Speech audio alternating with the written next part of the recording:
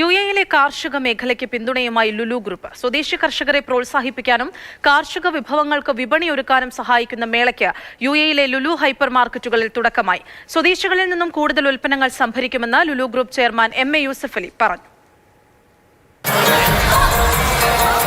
യുഎഇയുടെ 54ാമത് ദേശീയ ദിനാഘോഷങ്ങളുടെ ഭാഗമായാണ് പ്രാദേശിക കർഷകർക്കും കാർഷികോൽപ്പന്നങ്ങൾക്കും ലുലു ഗ്രൂപ്പ് പിന്തുണ നൽകുന്നത്.